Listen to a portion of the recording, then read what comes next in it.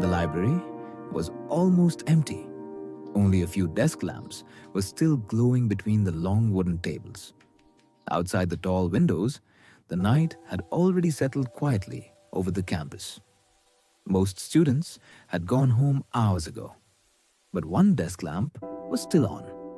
A girl sat there with a thick notebook open in front of her.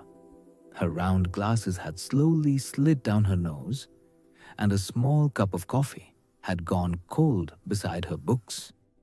Highlighters, sticky notes, and loose papers were scattered across the table like a small battlefield of studying. She rubbed her eyes and looked around the silent room. Sometimes it felt like everyone else was moving faster in life. Friends were getting internships.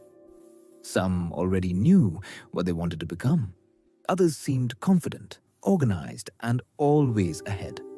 Meanwhile, her notebook was full of messy handwriting and crossed out answers. She sighed softly and turned another page. The problem on the paper looked confusing again. For a moment, she wondered if she was simply too slow. Maybe she wasn't meant to understand things as quickly as others. The quiet ticking of the wall clock filled the room. But she tried again. She reread the question, slowly this time. She underlined a few words. She flipped back to her notes. A few minutes passed. Then something small happened. A line of the problem suddenly made sense. Not everything, just a small part of it. But it was enough. Her pencil began moving again.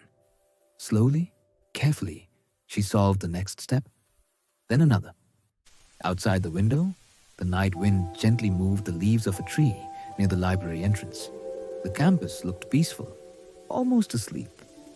Inside, the desk lamp continued glowing warmly over the pages. Maybe progress didn't always look impressive.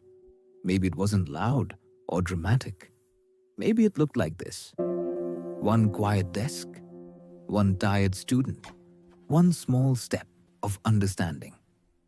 She leaned back in her chair and looked at the page again.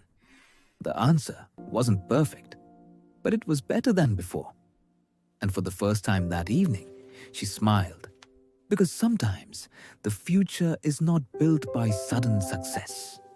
Sometimes it is built by small, quiet nights like this, when nobody is watching, and you simply decide to keep going.